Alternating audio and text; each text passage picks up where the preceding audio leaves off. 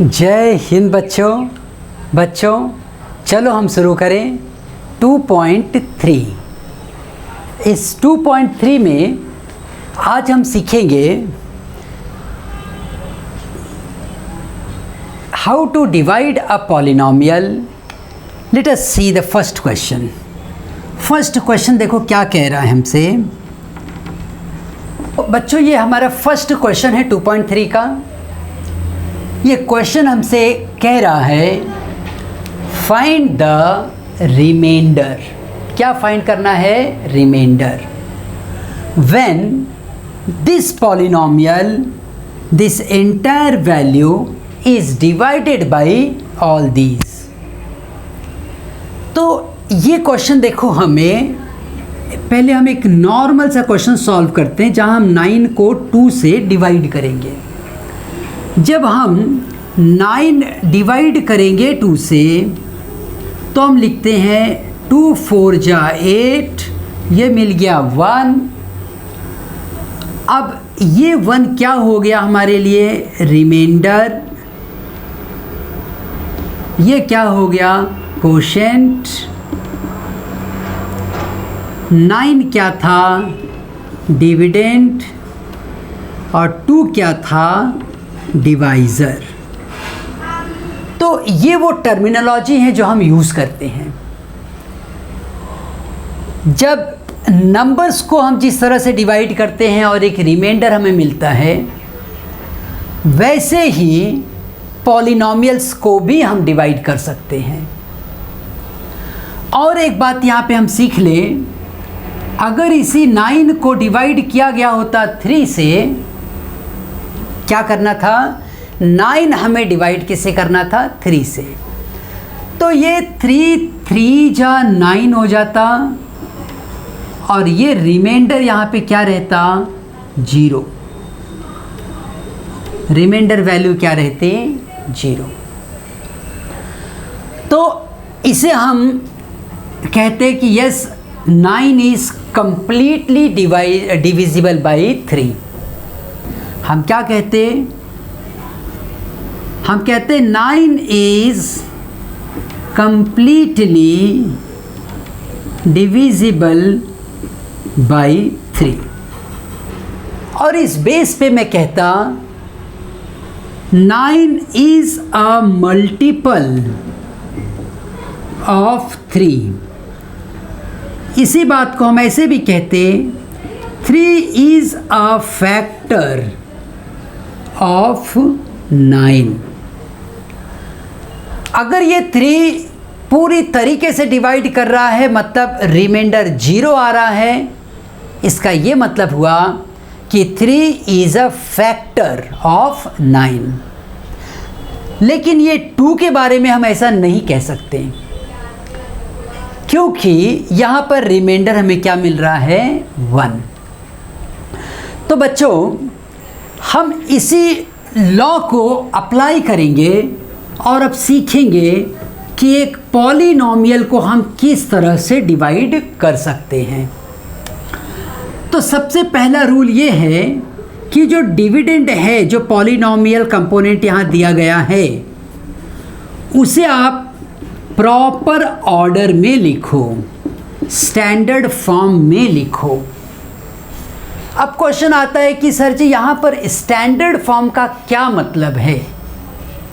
जब आप कहते हो स्टैंडर्ड फॉर्म तो उसका क्या मतलब आता है? देखो, अगर कभी क्वेश्चन में दिया गया होता 3x² plus 3x plus x³ plus 1, तो भी ये वही पॉलिनोमियल रहता। लेकिन इसमें x की जो पावर थी वो कहीं ज़्यादा है, कम है, और ये एक ऑर्डर में नहीं है। जब हम इसी पॉलिनोमियल को प्रॉपर ऑर्डर में लिखेंगे, मतलब हाईएस्ट पावर को, हाईएस्ट डिग्री को सबसे पहले लिखेंगे और उसके बाद कंटिन्यूअस ऑर्डर में जाएंगे, तब ये बनेगा स्टैंडर्ड फॉर्म।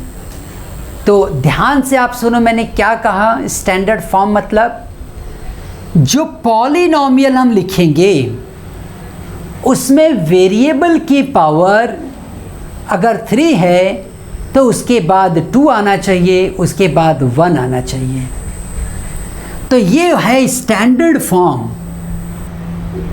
जबकि ये स्टैंडर्ड फॉर्म नहीं है।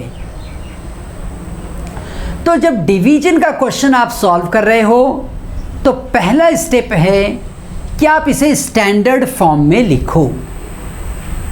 और दूसरी बहुत इंपॉर्टेंट बात, अगर किसी क्वेश्चन में तुम्हें दिया गया है x द पावर 3 प्लस 5, जहां पर कि हाईएस्ट पावर 3 है और बाकी की x वैल्यूज मतलब स्क्वायर x ये दिख नहीं रहा है, तो इसे हम लिखेंगे x the cube plus 0x square plus 0x plus 5। ये अब बनेगा स्टैंडर्ड फॉर्म, जहाँ पे मिसिंग कंपोनेंट्स जो मिसिंग थे उसे तुम्हें खुद से लिखना है। तब अब ये पॉलिनॉमियल रेडी है डिवीजन के लिए। इस फैक्ट को ध्यान में रखना। तो चलो हम अपने पहले क्वेश्चन से शुरुआत करते हैं। यहाँ ऑलरेडी उसने स्टैंडर्ड फॉर्म में दिया है। हम यहाँ लिखेंगे x the cube plus 3x square plus 3x plus 1। इसे जब हम डिवाइड करेंगे तो x प्लस 1 से डिवाइड करेंगे। और यहाँ पे एक पहले कंपोनेंट पर खाली फोकस करना है। पहला फैक्टर, पहला टर्म क्या है? x the cube. उसे आप यहीं पर अपने एक रफ वर्क के लिए जगह बना लो, x क्यूब वहां पे लिख दो। इसके बाद जो डिवाइजर है जिससे हमें डिवाइड करने के लिए कहा गया है, उस कंपोनेंट का भी पहला पार्ट, पहला टर्म x, उसे ले लो। अब उस x से यहाँ पे डिवाइड करो।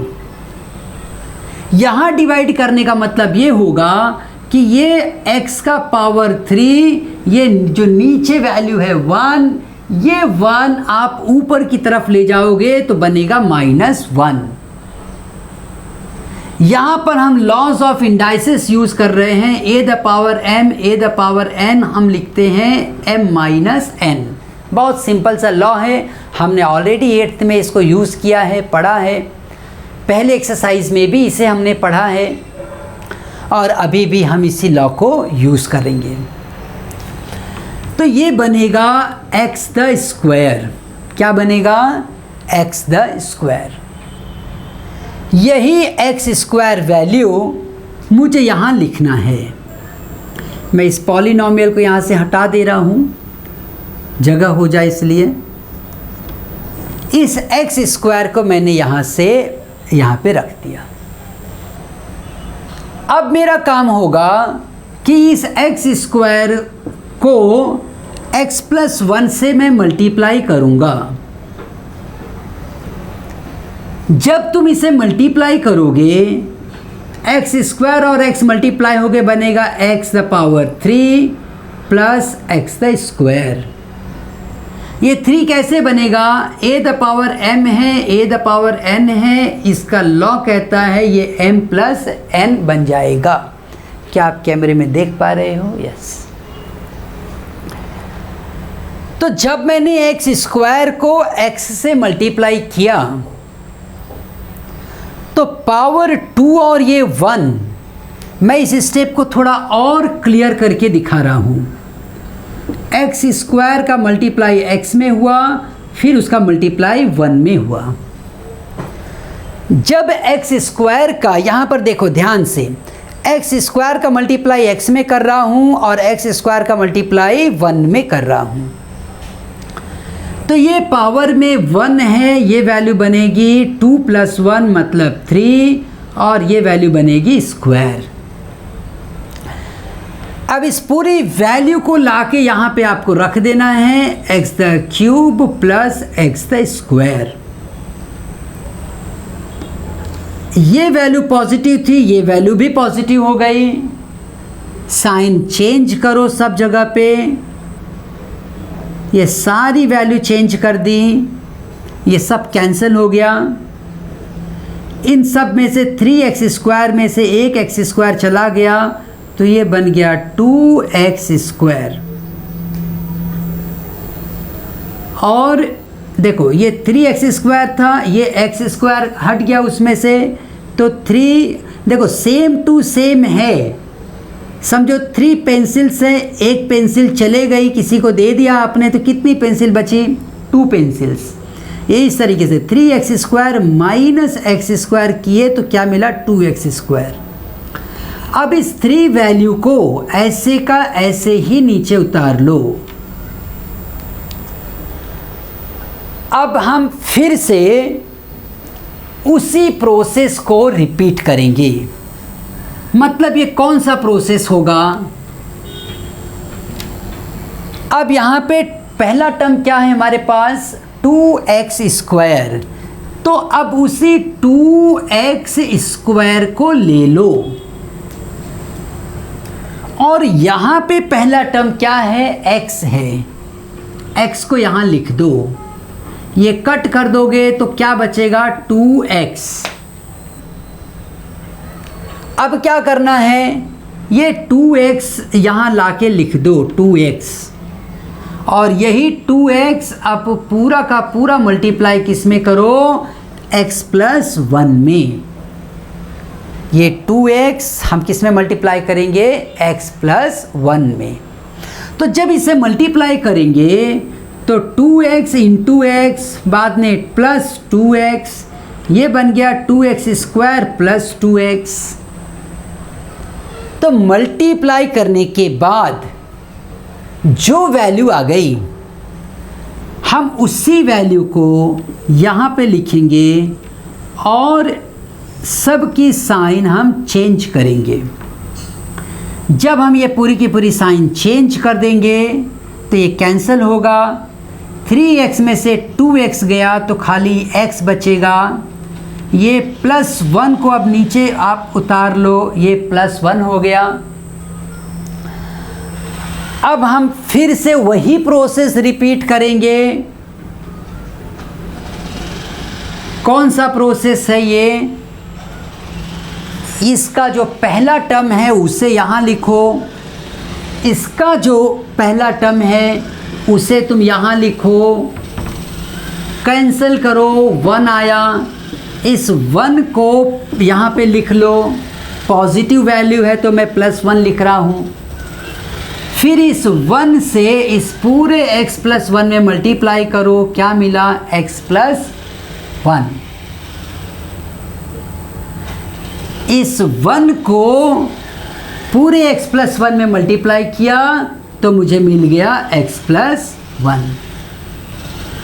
अब यही x प्लस 1 उठा के यहाँ पे रख दो, change the sign, sign change करो, 1 माइनस 1 ये भी कट जाएगा, और आंसर क्या मिला यहाँ पे? 0। यहाँ पे ये डिवीजन कंप्लीट हुआ। आपसे रिमाइंडर पूछा गया है, आप कह दो रिमाइंडर इज 0। रिमाइंडर क्या मिला मुझे? 0। अब रिमाइंडर 0 हो गया, इसके बेस पे मैं कह सकता हूँ कि x plus 1 is the factor of given polynomial. कोई भी नंबर अगर किसी दूसरे नंबर को पूरा पूरा डिवाइड कर देगा तो उसे हम क्या कहते हैं? फैक्टर। हमने x प्लस 1 से लिया और इसको पूरी तरीके से डिवाइड कर दिया, 0 आ गया, इसका मतलब आपने पूरी तरह से डिवाइड कर दिया। तो यहाँ पे ये रहा रिमाइंडर, ये कोशेंट, और ये क्या था? डिवाइज़र, ये क्या था? डिविडेंड, इसे हमने कहा रिमाइंडर और इसे हमने क्या कहा, कोशेंट। तो इस तरह से ये डिवीजन का प्रोसेस हमें कंप्लीट करना है। अब अगला क्वेश्चन, मतलब पॉलिनोमियल तो नहीं बदल रहा है, लेकिन जिससे आपको डिवाइड करना है वो बदल रहा है। और अब मैं ये चाहूँगा कि इस क्वेश्चन को तुम खुद से सॉल्व करो, वीडियो पॉज कर दो, और इनफैक्ट अपने अगले वीडियो के अंदर ही हम इसे देखेंगे। और अगला वीडियो देखने के पहले आप ये सारे क्वेश्चंस ट्राई कर लेना। अगर आपको ये क्वेश्चंस कहीं भी डिफ़िकल्ट लगे, आप कमेंट में पूछो मुझसे, और फिर मेरे अगले वीडियोस को भी देखो।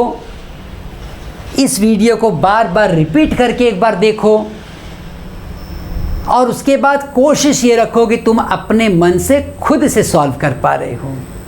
तो ठीक है बच्चों, फिर हम मिलेंगे अपने अगले वीडियो में। आओ हम एक साथ कहें, भारत माता की जय।